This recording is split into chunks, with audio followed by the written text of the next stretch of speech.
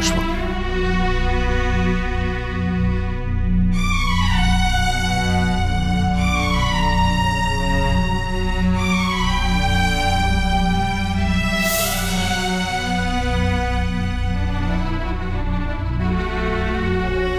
আমি জানি তোমার চারপাশটা খালি হয়ে গেছে, দিচিটাকে খুঁজে পাওয়া যাচ্ছে না, ডিঙ্কাও নেই, রোহিতবাবু বাইরে চলে গেলেন।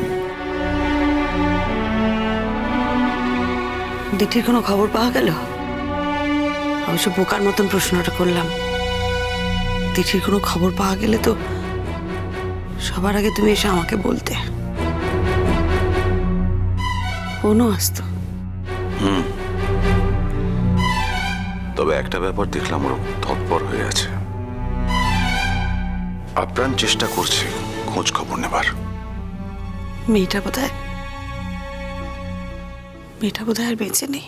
প্লিজ শ্রীময়ী, এসব কেমন কথা? ঈশ্বর আমাদের এত বড় শাস্তি দেবেন না, তোমাকে তো দেবেনই না। আমার পাপের শাস্তি তোমায় কেন দেবেন? তুমি তো কোনোদিন কোনো পাপ করোনি, চিরকাল পুণ্য করে এসছো, এত বড় শাস্তি তুমি পাবে না। পাপ পুণ্যের হিসেব সব গুলিয়ে যায়, বুঝতে পারি না সারা জীবন পুণ্য করে বা কি পেলাম। পাবে শ্রীময়ী, সারা জীবন তোমার পুণ্যের ফল তুমি পাবে, একদিন না একদিন পেতেই হবে। আমি যাবার আগে তোমার সংসারটা গুছিয়ে দিয়ে যাব। যাব মানে? হ্যাঁ, পরিষ্কার আমি তো আর বেশি দিন নেই, তুমি থাকবে। কি বলতে চাইছো বলো তো, ঠিক বুঝলাম না। সিম্পল,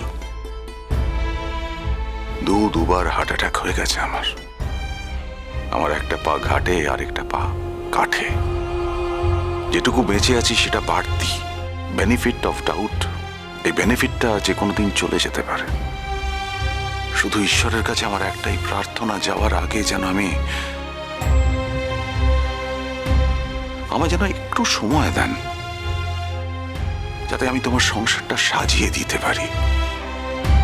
যে সংসারটা আমি নিজে হাতে ছিন্ন ভিন্ন করেছি, আমার শেষ ইচ্ছে তোমার সেই সংসারটা আমি গুছিয়ে দিয়ে যেতে চাই। আমার এইসব কথা শুনতে এখন একদম ভালো লাগছে না। আমি এই কথাগুলো শুধু বলার জন্য বলিনি, কথাগুলো আমার অন্তরের কথা, মনের কথা। এই তুমি বললে না যে কোনটা পাপ কোনটা পুণ্য গুলিয়ে যায়, সেই কারণে কথাগুলো বললাম। তুমি তো কোনো পাপ করনি, তুমি পুণ্যবতী শ্রীময়ী, তাই শেষ পর্যন্ত তুমিই জিতবেই। জিতবো মানে? কিসের জেতা? আমি কোনো লড়াইতে নামিনি, এতে হার জিতের কিচ্ছু নেই। আমি কিছু চাই না, আমি শুধু চাই আমার ছেলে মেয়ে দুটো আমার কাছে ফিরে আসুক, আমার দিঠি আমার কাছে ফিরে আসুক,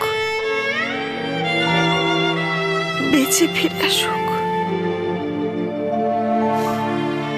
ঠিক করে রেখেছি, ও ফিরলে আমি ওর বিয়ে দিয়ে দেবো।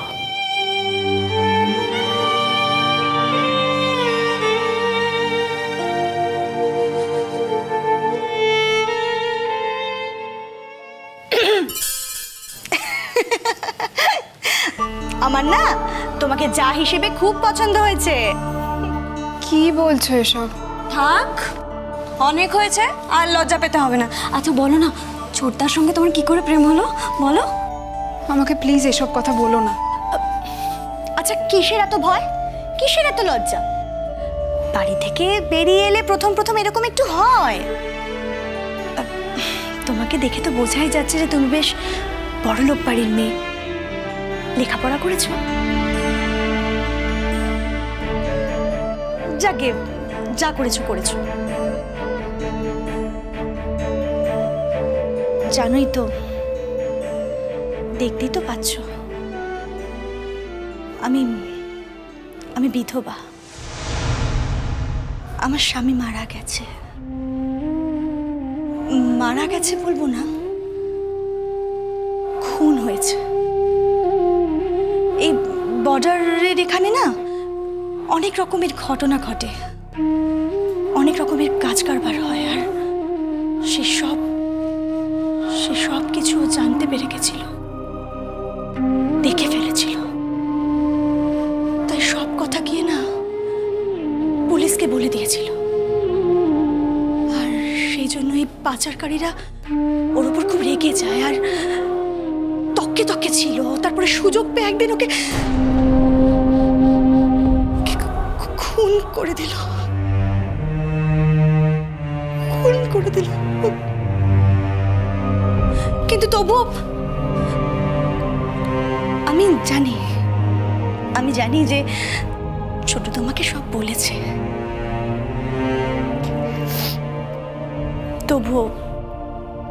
তবুও কি জানো তো, এই বাড়িটা ছেড়ে আমি কোথাও যেতে পারিনি।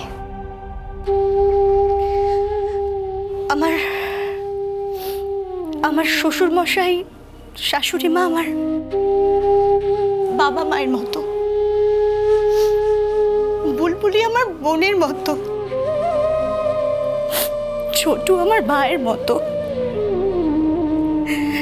এদেরকে বিপদের মুখে একা ফেলে আমি কি করে বাপের বাড়ি গিয়ে থাকি বলো তো? পারিনি যেতে। দেখো, আমি তো একটা বাইরের মেয়ে, এ বাড়ির বউ। আমি তোমাকে বলছি যে ওরা না খুব ভালো ওরা। একদিন ওদের অবস্থাও কিন্তু খুব সচ্ছল ছিল। হ্যাঁ, ওই ওপার থেকে এপারে ওরা সবকিছু খুইয়ে এসেছিল, তারপর আর উঠে দাঁড়াতে পারেনি। এই বয়সেও বাবাকে একটা দোকানে খাতা লেখার কাজ করতে হয়। কতই ভার মাইনে। পুরো সংসারের দায়িত্বটাই না ছোটুর কাঁধে এসে পড়েছে জানো। ছোট ওর গাড়ি নিয়ে এদিক সেদিক যায়, কোথায় একটা জিনিসপত্র সাপ্লাই টাপ্লাই দেয়, এসব শুনেছি। ওর দাদা মারা যাওয়ার পর থেকে ভাইটা আমার কেমন যেন হয়ে গেল, কারোর সাথে কোনো কথাই বলতে চায় না জানো। ছোট না আগে অনেক হাসি খুশি ছিল, আসলে ওর তো অনেক স্বপ্ন ছিল, ওর অনেক ইচ্ছে ছিল যে ও কলকাতায় গিয়ে পড়াশোনা করবে, অনেক দূর অবধি পড়বে। কিন্তু ওর দাদা মারা যাওয়াতে সংসারের সব দায়িত্ব ওর কাঁধে এসে পড়ে, তো তাই জন্য ওর সেই স্বপ্ন আর পূরণ হলো না। ওকে কাজে ঢুকে যেতে হয়। ঠিক আছে, তুমি তো সবই জানো, সব জেনে শুনেই তো ওকে ভালোবেসেছো। ওর বিয়ে দিয়ে দেওয়াই ভালো। আবার জানি না কবে কোন বিপদে পড়বে। ফার্স্ট সেমিস্টারটা হয়ে গেছে, সেকেন্ড সেমিস্টারে উঠেছে, ব্যাস দেখতে দেখতে সময় কেটে যাবে। ওর বিয়ে দেবো আমি। শুধু ঈশ্বরের কাছে একটাই প্রার্থনা, আমার মেয়েটাকে ফিরিয়ে দিক, আমার মেয়েটা বেঁচে ফিরুক। আমার কেন যেন মাঝে মাঝে মনে হয় তিথি বোধহয় আর বেঁচে নেই। শ্রীময়ী, প্লিজ এমন কথা বলো না। না, বেঁচে থাকলে তো একটা খবর পাওয়া যেত। বেঁচে থাকলে কি একটা মানুষ এইভাবে নিখোঁজ হয়ে যেতে পারে? আরে সে আজকে নিখোঁজ হয়ে আছে, কালকে তার খোঁজ পাওয়া যাবে না, কে বলতে পারে? আশা ছাড়বো কেন আমরা? আর কবে, কতদিন পরে, ঠিক কবে বলতে পারো? সবাই একই কথা বলছে, কিন্তু আমি জানতে চাই কবে। এতটুকুনি বোঝার মতন বুদ্ধি তো আমার আছে। মেয়েটা যদি সত্যিই বেঁচে থাকতো তাহলে তো ওর নামে অন্তত একটা মুক্তিপণের জন্য ফোন আসতো। সেরকম কিছুও তো হয়নি। তাহলে কিসের জন্যে ওরা ওকে বাঁচিয়ে রাখবে? এমন তো হতে পারে যে ওরা হয়তো ওকে ভোগ টোগ করে ওর ছিন্ন ভিন্ন দেহটা কেটে ছিঁড়ে একেবারে ছুঁড়ে ফেলে দিয়ে চলে গেছে। শ্রীময়ী না, একদম না, চুপ, একদম এরকম কথা বলবে না তুমি। মুখে হয়তো বলবো না, কিন্তু চোখে চোখে সারাক্ষণ এই দৃশ্যই ভাসে।